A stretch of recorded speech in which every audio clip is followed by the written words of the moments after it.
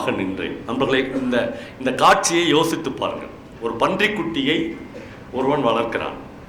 வீட்டுக்கு எவ்வளவு விருந்தினர்கள் வருவார்களோ அதற்கு ஏற்றார் மாதிரி அந்த பன்றியின் தசைகளை இவன் அறுத்து கொள்ளலாம். அந்த பன்றிக்குட்டி ரொம்ப சாதுவாக தலை குனிந்து, நான் உங்கள் வீட்டு தவிடாலும் கோதுமையாலும் வளர்க்கப்பட்டவன், நான் உங்களுக்குரியவன், எவ்வளவு வேண்டுமானாலும் அறுத்து கொள்ளுங்கள் என்று சம்மதிக்கிறது. ஆனால் ஒரு நாள் வீட்டுக்கு எதிர்பாராமல் நிறைய விருந்தினர்கள் வந்து விடுகிறார்கள். இப்ப பன்றியிடம் போய் இவன் நிற்கிறான். பன்றி இவனை ஏறெடுத்து பார்க்கிறது. என்னன்னா, எவ்வளவு சதையை அறுத்து கொடுத்தாலும் இன்னைக்கு பத்த போவதில்லை. பன்றியை முழுக்க இன்றைக்கு அவன் சமைத்து கொடுத்தால்தான் அந்த விருந்தினர்களை திருப்தி. இதான் காட்சி படிவம். வெயில் அந்த கவிதையை இப்படி தொடங்குகிற. எதிர்பாராத விருந்தினர்களால் ஒரு நாள் வீடு நிறைந்துவிட நான் புழைக்கடை பக்கம் போய் மௌனமாக நின்றேன். அது புரிந்து கொண்டு சிரித்தபடி வந்து வெட்டு மேசையில் படுத்து கொண்டது. தாங்கவே முடியல. அந்த வரியை படிக்கிற போது அது என்னை புரிந்து கொண்டு அதுவே தானாக வந்து வெட்டு மேசையில் படுத்து கொண்டது. நான் அதன் காதில் சொன்னேன், ஞாயிறு அந்தியில் உன் இரத்தத்தால் செவ்வானம் செய்வேன், உன் மாமிசம் மகிழம்பூவில் வாசமாயிருக்கும். இப்போது அதன் கழுத்து வெட்டுவதற்கு சிரமமாக இல்லை. 2 கவிதை வரிகளை இவன் அந்த பன்றிகிட்ட சொல்றான். சொன்ன உடனே அது ரொம்ப சாதுவா படுத்துச்சு. கழுத்தை வெட்டுறதுக்கு அது திமிரக்கூட இல்லை. ரொம்ப ஈஸியா வெட்டி முடித்து விட்டான். மறுநாள் நான் உறங்குகையில் அதன் குட்டி என் சுண்டு விரலை தின்றுவிட்டது. மறுநாள் நான் உறங்குகையில் அதன் குட்டி என் சுண்டு விரலை தின்றுவிட்டது.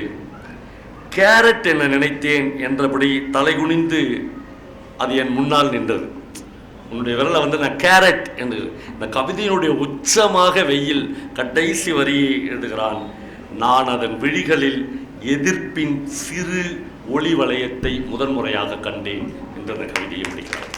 இந்த பன்றிக்குட்டியின் கண்களில் தெரித்த பார்வையில் அந்த பன்றிக்குட்டியின் எதிர்ப்பை முதல் முறையாக, அவங்க அம்மா மாதிரி இது படுத்துக்க தயாராகவே இல்லை. நான் கேரட்டுன்னு நினச்சி உன்னுடைய சுண்டு வரல கடிச்சிட்டேன் என்று அது சொல்வது அதனுடைய உக்கிரத்தின் ஆரம்பம். நம்பர்களே, ஒரு வாசிப்பு என்பது, ஒரு கவிதை என்பது, ஒரு கதை என்பது மனிதர்களுக்கு பல்வேறு படிமங்களை, பல்வேறு வாழ்க்கையினுடைய நினைவலைகளை மீட்டு தரக்கூடிய அதுதான் ஒரு சிறந்த இலக்கியம் என்று நான் எப்பொழுதுமே கருதுவேன். ஒரு லைஃப்ல இப்போ நான் இந்த கவிதையை படிக்கிற போது இது நிச்சயமாக பன்றியை பற்றிய கவிதையே இல்லை. இது பன்றி என்பது ஒரு குறியீடாக சொல்லுகிறான். நீங்கள் எல்லாவற்றுக்கும் உங்களுடைய வெட்டு மேசையில் ஒரு பன்றி படுத்து கொள்ளும் என்று எதிர்பார்க்கவே முடியாது. இன்னொரு சின்ன குட்டி உங்களுடைய சுண்டு விரலை கடிக்கிற ஒரு சின்ன பன்றிக்குட்டி எட்டி தாவி உங்கள் குழல் வலையை கவுவதற்கு ரொம்ப நாள் ஆகும். அதனுடைய எதிர்ப்பு அதனுடைய கண்களில் தெரிந்தது என்று ஒரு கவிஞன் எழுதுகிறார். ஆக ஒரு கவிஞன் காலத்தை மீறி, நூற்றாண்டுகளை மீறி நம்மை ஒரு இடத்தில் பிரவேசிக்க வைப்பதும், துடிக்க வைப்பதும், சித்திரவதை செய்வதும், மகிழ வைப்பதும், முத்தங்களை பெற்றுத் தருவதும், கலவிக்கு உட்படுத்துவதும், இதை எல்லாவற்றையும் ஒரு கவிதையின் வரிகள் செய்ய முடியும் என்று எப்பொழுதுமே கவிஞர்கள் நிரூபித்துக் கொண்டே இருக்கிறார்கள். அதனால்தான் இருக்கிற ஆர்ட் ஃபார்மில் ரொம்ப ரொம்ப நுட்பமான ஆர்ட் ஃபார்ம் என்று கவிதையை எப்பொழுதுமே சொல்வார்கள். நம்பர்களே, நான் வெயிலினுடைய இன்னொரு கவிதையும், ஏன்னா ரொம்ப அட்டன்டிவாக நீங்கள் கவனிப்பதால் நான் இன்னொரு கவிதையும் உங்களோடு பகிர்ந்து கொள்ள விரும்புகிறேன். இந்த கவிதைக்கு தலைப்பு 13 அற்புத விளக்குகள் என்று வெயில் தலைப்பிட்டிருக்கிறார். இந்த கவிதையை அவன் இப்படி ஆரம்பிக்கிறான். நண்பர்களே, இதெல்லாம் எப்படி இந்த வரிகளை எல்லாம் வாசித்து விட்டு, இந்த வரிகளோடு புழங்கி விட்டு ராத்திரி போய் படுத்து தூங்குவது என்று எனக்கு தெரியவில்லை. ஒரு கவிதை உங்களை அவ்வளவு டிஸ்டர்ப் பண்ணுமா என்றால் பண்ணும். ஆனால் அவ்வளவு உக்கரத்தில் எழுதப்பட்ட வரிகளாக இந்த வரிகளை நான் பார்க்கிறேன். 13 அற்புத விளக்குகள் என்று வெயில் இந்த கவிதைக்கு தலைப்பிட்டிருக்கிறான். எங்கள் வீட்டில் 2 விளக்குகள் இருக்கின்றன என்று அந்த கவிதை ஆரம்பிக்கிறது. எங்கள் வீட்டில் 2 விளக்குகள் இருக்கின்றன. ஒன்று அப்பா தற்கொலை செய்து கொள்ள வாங்கிய பூச்சு மருந்து பாட்டிலால் ஆனது என்று அந்த கவிதை வெயில் துவங்குகிறான். அப்பா தற்கொலை செய்து கொள்ள வாங்கிய பூச்சு மருந்து பாட்டிலால் ஆனது. அவரை சாத்தி வைத்திருந்த அதே மாடத்தில்தான் இக்கணம் அது நின்று எரிகிறது. சர்க்கார் உடுப்பில் வந்தவர்கள் வைக்கோல் நிறத்தில் இருந்த வயல் பத்திரத்தை பிடுங்கி போனார்கள். வண்டி சக்கர மை அழிவதற்கு முன் பெருவிரலை வெறிநாய்க்கு கடிக்க கொடுத்தார் அப்பா. இல்லாத வெள்ளாமைக்கு பூச்சி மருந்து வாங்கி 4 விரல்களால் ஏந்தி குடித்தார். ஒரு விரல் இல்லை. இல்லாத வெள்ளாமைக்கு பூச்சி மருந்து வாங்கி 4 விரல்களால் ஏந்தி குடித்தார். சாக்கு தைக்கும் ஊசியால் அதன் மூடியில் துளையிட்டு கோடி துணி திரியும் மண்ணெண்ணையுமாக இந்த விளக்கு உருவானது. இதன் வெளிச்சத்தில் தான் நான் உயிரெழுத்துக்களையும் மெய்யெழுத்துக்களையும் படித்தேன் என்று அவன் தன்னுடைய பால்ய காலத்தை நினைவு கூறுகிறான். இந்த விளக்கின் வெளிச்சத்தில் தான் நான் மெய்யெழுத்துக்களையும் உயிரெழுத்துக்களையும் படித்தேன். இவற்றை கொண்டு அப்பா எப்படி செத்தார் என்று எழுத முடியுமா என்றால் அம்மா. எனக்கு ஆச்சரியமாக இருந்தது. எலே ராசா, இதுக்குள்ளதாயா உன் தலையெழுத்து இருக்கிறது என்றார். எனக்கு சிரிப்பாக வந்தது. 2வது விளக்கை பற்றியும் சொல்லிவிடுகிறேன். இது முதலும் கடைசியுமாக அம்மா குடித்த பிராந்தி பாட்டிலால் ஆனது என்று அந்த கவிதையை வெயில் தொடங்குகிறார். இது முதலும் கடைசியுமாக அம்மா குடித்த பிராந்தி பாட்டிலால் ஆனது. அடுப்புக்கருகே அதன் நிரந்தர இடம். அம்மா தேம்பி அழுது கொண்டிருந்தாள். நானும் சேர்ந்து கொண்டேன். யாரோ காரணம் கேட்டார்கள். அவள் ஒரு வார்த்தையும் சொல்லவில்லை. அரை தூக்கத்தில் அவளாக புலம்பிக் கொண்டிருந்தாள். என் சேலப்பூவையெல்லாம் ராத்திரியில வித்துப்புட்ட. மொப்பம்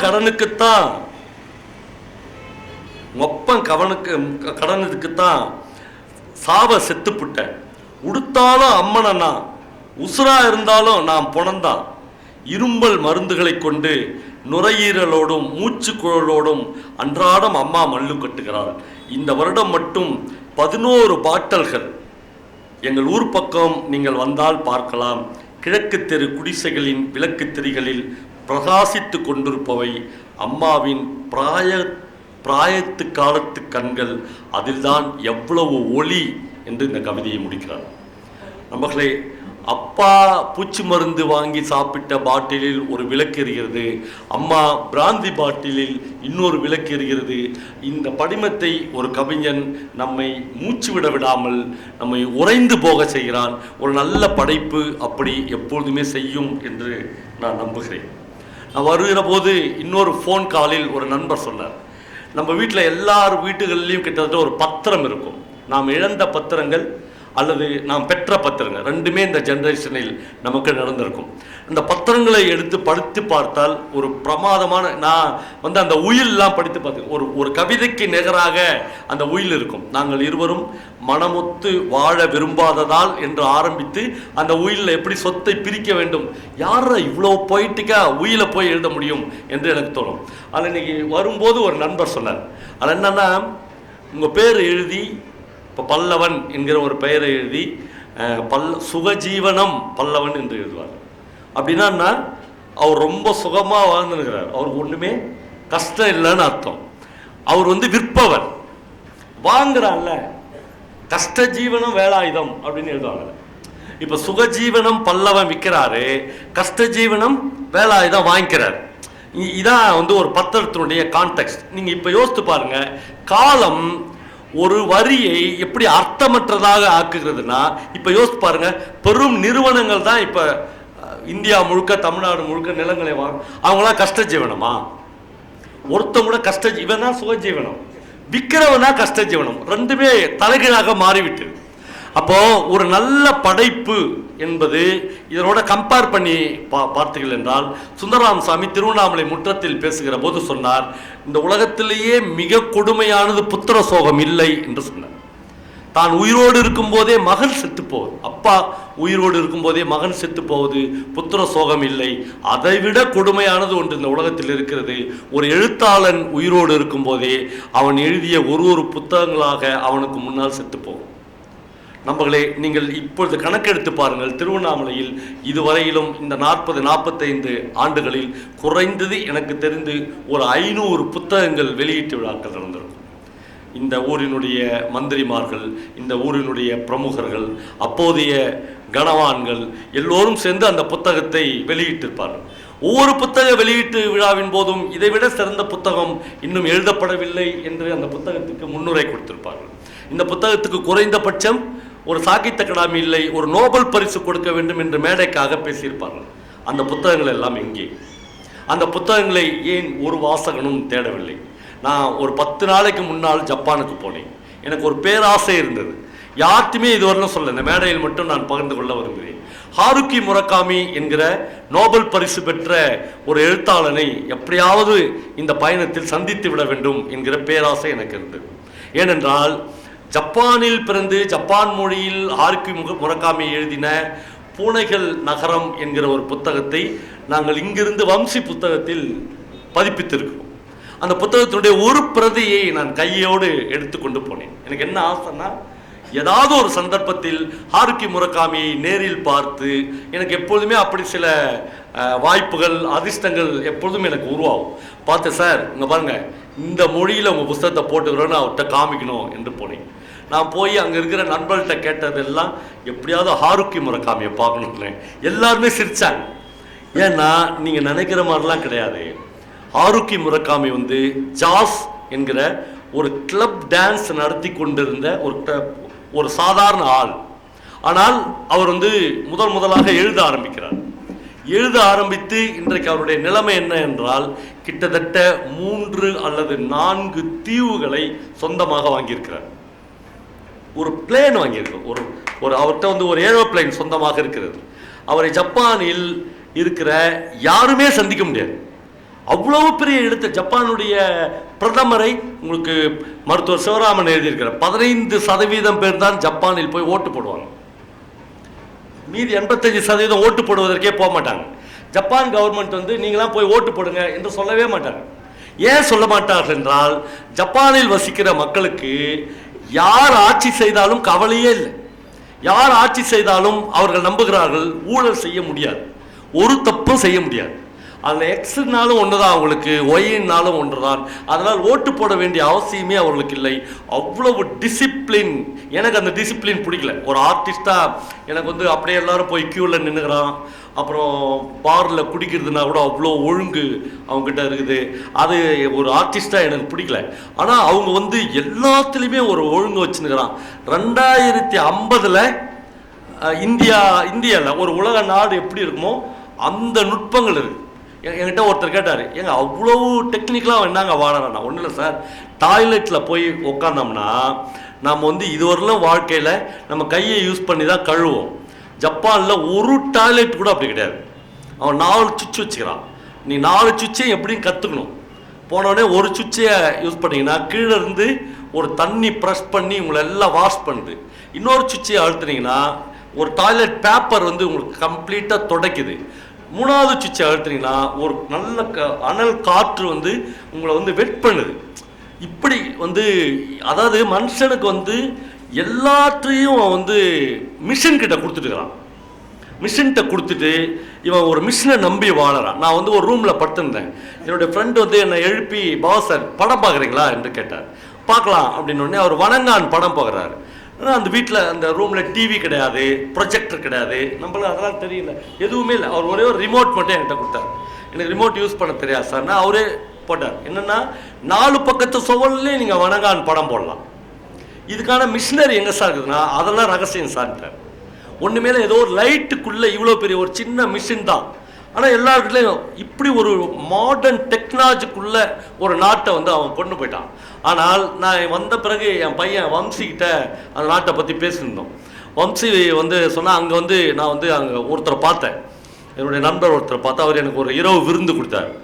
அவர் என்ன பண்ணுறாரு அப்படின்னு வம்சியுடைய ஃப்ரெண்டு என்கிட்ட கேட்டான். நான் சொன்னேன், இல்லை அவர் மிகப்பெரிய பணக்காரர் ஜப்பானில், அவர் எனக்கு ஒரு இரவு விருந்தெல்லாம் கொடுத்தார். தமிழ்நாட்டுக்காரு, அவர் 2 பெரிய ஹோட்டல் வச்சுக்கிறாரு. தமிழ்நாட்டிலேருந்து யார் போனாலும் அவரை பார்க்காம வர முடியாது. அவர் பேர் குறிஞ்சி செல்வன் அப்படிலாம் சொன்னேன். வந்து சொன்னால் அவர் என்ன பண்ணுறாருன்னு எங்கள் அப்பாட்ட கேளுங்க அப்படின்னா. என்ன பண்ணுறாரு சார்? அவர் ஜோசியம் சொல்கிறாருங்க என்ன. அவர் தமிழ்நாட்டிலேருந்து போய் ஜோசியம் சொல்லி மிகப்பெரிய கோட்டீஸ்வரனாக மாறிட்டார். அப்போ 2050 டெக்னாலஜிக்குள்ள ஜப்பான் போயிடுச்சு என்றது பெருமிதமா. இங்கேருந்து ஒருத்தன் போய், என்னடா நீ போயிட்ட, உட்காரு, நான் வந்து நாடு ஜோசியர் சொல்றேன், என்ன பாரு என்று சொல். இப்ப இந்த முரண்பாடு இல்லை, இந்த நேர் எதிரான முரண்பாடுகள், இந்த முரண்பாட்டுகளை தான் ஒரு ரைட்டர் பதிவு பண்ணிடலாம். ஒரு உல்லாச பயணி போய் பார்த்துட்டு வந்து, நான் ஜப்பானில் ரொம்ப குள்ளமான பெண்களை பார்த்தேன், எல்லா பெண்களுக்கும் சப்ப மூக்கா இருந்துச்சு, இதோட முடிச்சுக்கலாம். ஆனால் ஒரு எழுத்தாளன் இதுக்குள்ளே எப்பயுமே பிரவேசிக்கிற ஒரு விஷயமாக இருக்குது. நம்மளே நான் இன்னும் 2 விஷயங்களை உங்களோடு பகிர்ந்து கொள்ள வேண்டும் என்று ஆசைப்படுகிறேன். இப்போது நான் பச்சையப்பன்கிட்ட பேசும்போது சொன்னேன், பச்சையப்பன் திரும்ப தமிழ் ரைட்டர்ஸை படிக்கும் போதெல்லாம் எனக்கு தோன்றது, ஜானகிராமன் தான் தமிழில் மாஸ்டர். மற்ற எல்லாரும் ஏதோ ஒரு வகையில் ஒரு படி அவருக்கு கீழே தான் இருக்கிறார்கள் அப்படின்னு அவர் சொன்னார். சிலிர்ப்பு ஒரு கதை போதும் சார் என்று சொன்னார். ஆனால் எல்லா ரைட்டருக்கும் அப்படி ஒரு கதை மாஸ்டர் பீஸ் என்று இருக்கிறது. ஆனால் நண்பர்களே, இன்னும் ஊடுருவி நீங்கள் அந்த எழுத்தாளனுக்குள்ளாக போனீர்கள் என்றால் சிலிர்ப்பு மட்டும் இல்லை, ஜானகிராமனுடைய கோபுர வெளிச்சம் என்று ஒரு கதை இருக்கிறது. ஜானகிராமனுடைய அந்த ஒரு பாம்பை வந்து ஒரு குழம்புல விழுந்துடும், காண்டாமணி என்று ஒரு கதை இருக்கிறது. ஜானகிராமனுடைய கடன் தீர்ந்தது என்று ஒரு கதை இருக்கிறது.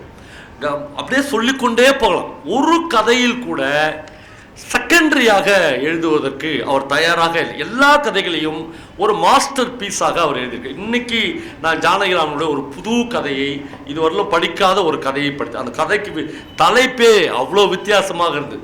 சோறு போட்டு 40 ரூபாய் கதையின் தலைப்பு. ஆமாம், சாப்பாடு போட்டு 40 ரூபாய் அந்த கதையின் பெயர். நண்பர்களே, ஜானகிராமன் எல்லா கதைகளையும் அவருடைய சொந்த கேஸ்ட்ல இருந்து எழுதுகிறார், பிராமண கேஸ்ட்ல இருந்து எழுதுகிறார், மேக்சிமம் எழுதுகிறார். எனக்கு இந்த திருவண்ணாமலை இலக்கியம், வடார்காடு இலக்கியம் என்று ஒரு பெயருக்கு பிரித்து கொள்ளலாமே ஒழிய, இலக்கியம் எப்பொழுதும் மானுடத்தை பேச வேண்டும் என்றுதான் நான் எப்பொழுதுமே விரும்புவேன். நான் அந்த கதையை படித்து முடிக்கிற போது, திருவண்ணாமலையிலிருந்து ஒரு வன்னிய சமூகத்தை சேர்ந்த ஒரு பையனோ, ஒரு தலித் சமூகத்தை சேர்ந்த பையனையோ கூட இந்த கதையோடு அப்படியே பொருத்தி கொள்ளலாம். அந்த தஞ்சாவூரிலிருந்து போகிற குமுடி வைத்த அந்த பிராமண பையனை அதிலிருந்து நீக்கிவிடலாம் என்று தோன்றியது. ஒரு நல்ல வாசிப்பாளனுக்கு அப்படி தோன்றும். ஜானகிராமனுடைய சிம்பிளான கதை ஒன்றும் இல்லை.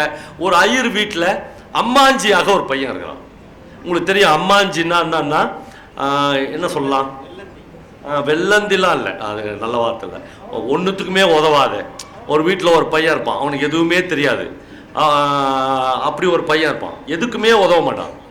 திடீர்னு அந்த பையனை 1.5 மாதத்துக்கு முன்னாடி அவங்க அப்பா எங்கேயோ ஒரு இடத்துக்கு வேலைக்கு அனுப்பிச்சிட்டார். அதுவே மறந்துச்சு இவரு. ஏன்னா இந்த பையன் வீட்டில் இருக்கிறதும் ஒன்று தான், வெளியே போனதும் ஒன்று தான். அப்படி அப்பா நிம்மதியாக ஆயிடுச்சு, அப்பா இவனை எங்கேயோ அனுப்பிச்சிட்டோம் அப்படின்னு நினைத்து கொண்டே இருக்கிறார். திடீர்னு ஒரு நாள் வந்து போஸ்ட்மேன் வந்து, உங்களுக்கு 40 ரூபா மணி ஆர்டர் வந்துக்குது முத்தையரை அப்படின்றார். இவருடைய கண்ணாடியை போஸ்ட் மாஸ்டர்கிட்ட, அந்த போஸ்ட்மேன்கிட்ட கொடுத்து, கண்ணாடியை போட்டுப்பாரு, எனக்கு உலகத்தில் எவன்டா 40 ரூபா மணி ஆர்டர் அனுப்ப போகிறான், எனக்கு சாலஸ்திரம்லாம் சரியாக தான் இருக்குது, உங்கள் பையன் தானே எம் ஜெகநாதன் அப்படின்னு கேட்குறான். இப்போ எம் ஜெகநாதன் இவர் முடிச்சு, ஆமாம் என் பையன் தான், அவன் தான் உங்களுக்கு 40 ரூபா அனுப்பிச்சிக்கிறான். இவருக்கு அப்பயே ஹார்ட் அட்டாக் வந்தது. இந்த வீட்டில் ஒன்றுத்துக்குமே உதவாத ஒரு பையன், ஒரு பைசாவுக்கு புரோஜனம் இல்லாத பையன், 40 ரூபாய், இவர் வாழ்க்கையில் 40 ரூபாயை முழு சம்பளமாக வாங்கின ஆளே கிடையாது. ஏன்னா இவர் வந்து அங்கங்கே சமையல் வேலை செஞ்சு அப்படி பொழைச்சார். 40 ரூபாயா? அந்த அப்போ போஸ்ட்மேன்கெல்லாம் கரெக்டாக இருப்பாங்க. என்னென்னா 39 ரூபாய் உங்களுக்கு ரூபாயாக கொடுத்துருவாங்க, 1 ரூபாயை காயின்ஸாக மாற்றி கொடுப்பாங்க. என்னென்னா அப்போ தான் நீங்கள் டிப்ஸ் கொடுப்பீங்க. ஆமாம், இவர் வந்து 8 டிப்ஸ் கொடுக்குறாரு. 8 பிரமாதமான கதை. ஏன்னா எவ்வளோ நுட்பங்களை ஜானகிராமன் 8 வாங்கிட்டு அந்த போஸ்ட்மேனு 4 நாள் திருப்பி கொடுக்குறான். வேணாயிரம் 4 நாள் போதும். என் பையன் 40 ரூபாய் அனுப்பிச்சிக்கிறான். அந்த சந்தோஷத்தில் நான் 8 கொடுத்தா நீ கேள்வி இல்லை, எல்லாத்துக்கும் ஒரு லிமிட் வேணும். இன்னைக்கு தான் 40 ரூபா உனக்கு வந்துக்குது, வாழ்நாள் முழுக்க 40 ரூபா வர்றதுக்கு முயற்சி பண்ணு. இப்போ எல்லாம் சொல்ல, இப்போ இவருக்கு பயங்கர சந்தோஷமாயிடுது. புள்ள அம்மாஞ்சிலாம் கிடையாது, புள்ள நம்மளை விட நல்லா புழக்க கற்றுக்கலாம். நாமளாச்சும் எங்கேயாவது போய் சோறு ஆக்குனாதான் சாப்பாடு ஜீவனம். நம்ம அந்த கதையை முழுக்க நான் சொல்ல, ஒரு இன்ச் பிரமாதமான இடம். ஒரு நாள் ஒருத்தர் வந்து, அந்த காலத்து ஐயருங்க வந்து இன்னும் திமிராந்துக்கிறான் பாருங்க, மெட்ராஸில் போய் ஹோட்டலில் சாப்பிட மாட்டான்வான். இந்த மாதிரி ஒரு சமையல்கார ஐயரை கூட கூட்டின்னு போவான். கூட்டின்னு போய் எனக்கு ரசம் வச்சு கொடு, எனக்கு கூட்டு செஞ்சு கொடு, கறி செஞ்சு கொடு, இவன் கூடயே போவான். அப்படி இவன் ஏன் அவன் கூட போயிடுறான்னா, பையனை போய் பார்த்துடலாம். 40 ரூபாய் சம்பளம் வாங்கி அனுப்புகிற பிள்ளைய தெய்வமாக கருதி போய் பார்த்துட்டு வந்துடலாம் அப்படின்னு இந்த ஐயர் போவார். 4வது நாள் தான் அந்த ஐயர் இவரை ரிலீஸ் பண்ணார். சரி போய் உன் பையனை பார்த்துட்டு வந்துரு அப்படின்னு. இவர் ஒரு வீட்டுக்கு போவார். மெட்ராஸில் மயிலாப்பூரில் அந்த வீடு கிட்டத்தட்ட 1 ஏக்கரில் இருக்கும். இவருக்கு மூர்ச்சையே அடையும். ஃபுல்லாக மாந்தோப்புக்கு நடுவில் அவ்வளோ பெரிய பங்களா. இவ்வளோ பெரிய பங்களாவிலையா நம்ம புள்ள வேலை தான் செய்யுது. பங்களா புள்ள இது கிடையாது. ஆமாம், இவர் வந்து அந்த பெருமிதத்தோடு போய் அங்கே இருக்கிற எல்லாத்தையும் கேட்பார். அந்த பையன் பேரை சொல்லி அவங்க அப்பா. அப்படி ஒரு பையனே யாருக்குமே தெரியாது. ஏன்னா அவன் அந்த வீட்டில் எவ்வளோ பேர் வேலை செய்வாங்க, இந்த பையன் பேர் தெரியாது. வீட்டில் இவனுக்கு வேறு பேர், அங்கே வேறு பேர். இப்படி போய் போய் போய் போய் போய் ஜானகிராமன் இந்த சிடுக்கா அப்படியே முடிச்சுனே போகிறார். ஒரு இருட்டு ரூமுக்குள்ளே போய் அங்கே இருப்பான் பாருங்கன்னு சொல்கிறான். நம்மளே ஒரு அப்பா தன்னுடைய மகனை பார்க்கிறார். எந்த கல் மனது படைத்த வாசகனும் அழாமல் அந்த பக்கத்தை தொடர முடியவில்லை. அந்த பையன் ஒன்றும் இல்லை, அந்த வீட்டில் உள்ள பெரிய ஐயர் ஒருத்தர் இருக்கிறாரு. அவர் ஒரு சேரில் உட்கார வைத்து விட்டு ஒரு இருட்டில் அவருடைய தலைக்கு மசாஜ் பண்ணுறான். தலையை சொரிஞ்சு விட்டுறான். இந்த காட்சி தான் இந்த ஐயர் பார்க்கிறார். தான் பையன் பார்த்தா அவனுக்கு அப்படியே ஒன்றொன்றாக புரிகிறது. முற்றிலும் சிதைந்து போன ஒரு உடலை கொண்டவன் அந்த பெரிய ஐயர். அவனுக்கு தொழுநோய், உடம்பு, கை, கால். அவர் வந்து இப்படி அவர் தலையை சொரிய போகிறாரு. 3 விரலே இல்லை. ஒரு தொழுநோய் பிடிச்சவனுக்கு வந்து அவனை பராமரித்து கொண்டு அந்த பையன் 40 ரூபாயை வாங்கி நம்ம வீட்டுக்கு மணி ஆர்டர் பண்ணியிருக்கிறானே என்று ஒரு தகப்பனாக அவன் துடித்து போகிறான். அவனுக்கு என்ன சொல்கிறதுனே தெரில. ஆனால் அவர் வந்து ரொம்ப கேஷுவலாக, இந்த பையன் இல்லைனா எனக்கு ஒன்றுமே இல்லை, ஒரு காஃபி போட்டு கொடு. காஃபி கூட இவரால் அந்த வீட்டில் குடிக்க முடியவில்லை. அவர் சொல்கிறார், ஒன்றும் இல்லை, நான் ஏன் நேராக புறப்பட்டு வந்துட்டேன்னா என் சிநேகிதக்காரனுடைய ஒரு கார் வந்தது, அதில் வந்துட்டேன். அவங்க அம்மா படுத்த படுக்கையாக இருக்கிறா, நாளைக்கோ நாளன்னைக்கோ செத்துருவா. பிள்ளைய கடைசியாக ஒரு தடவை பார்க்கணுன்றா. என் பிள்ளைய நான் கூட்டின்னு போகட்டுமா, அம்மா செத்துட்ட பிறகு திருப்பி அனுப்பிச்சிட்றேன் என்று ஒரு பொய் சொல்லிவிட்டு பையனை கூட்டின்னு போகிறார். பையனுக்கு ஒன்றுமே புரியல. அப்படியே பையனை கூட்டின்னு போகும்போது ஒரு பஸ்ஸில் ஏறி விட்டு அவர் வந்து சொல்கிறாரு, இந்த வேலையாடா செய்கிற. அந்த பையன் அவன் ஏன்னா வந்து ஒரு இன்னசென்ட், உங்களுக்கு தெரியும், அவர் ஒரு அம்மாஞ்சி. அவனுக்கு வந்து ஒரு தொழுநோயாளியினுடைய வீட்டில் வேலை பார்ப்பது என்பது அவ்வளோ அவமானமாக தெரியவில்லை. அவன் சொல்கிறான், என்னப்பா ஏன் என்னை கூட்டின்னு போகிற, உண்மையிலேயே அம்மா சாவ கிடக்குதா என்று கேட்கிறான். அவன் சொல்கிறேன், உனக்கு புரியலையா? என்னப்பா புரியணும்னா, நீ வந்து ஒரு குஷ்டரோகியை வந்து தொட்டு தூக்குற, அது ஒட்டிக்காதா என்று கேட்கிறார். அந்த பையன் சொல்கிறான், ஒட்டிக்காது. எப்படி சொல்கிற என்று அப்பா கேட்குற போது சொல்கிறான், அவள் வீட்டில் அவள் பெரிய மாமி இருக்கா, அவங்க மருமக இருக்கா, எல்லாம் இருக்கா, அவளுக்கெல்லாம் ஒட்டிக்கிச்சா என்று கேட்கிறான். ஜானகிராமன் அந்த கதையை இப்படி தொடர்கிறான். அவெல்லாம் ஏன் இவனை பராமரிக்கலை, உன்னை பராமரிக்க வச்சாங்க என்று கேட்குறான். அவெல்லாம் ஏன் அந்த அவனுடைய தலைக்கு மசாஜ் போடலை, ஏன்டா உன்னை பண்ண வச்சாங்க என்று கேட்குறான். அந்த பையன் இப்படி என்றைக்காவது ஒரு நாள் யாராவது கேட்கக்கூடும் என்று ஒரு கட்டிங் பேப்பரை தன்னுடைய பையில் வைத்திருக்கிறான். அதை எடுத்து இவன்கிட்ட காட்டுறான். இந்த பார், ஒட்டிக்காது இருக்கிறான். ஏன், இங்கிலாந்து மகாராணி 15 நாட்களுக்கு முன்னால் சென்னைக்கு வந்திருக்கிறார். இந்த மாமா மாதிரியே இருக்கிற ஒரு குஷ்டரோகியின் இல்லங்களுக்கு அவள் போயிருக்கு.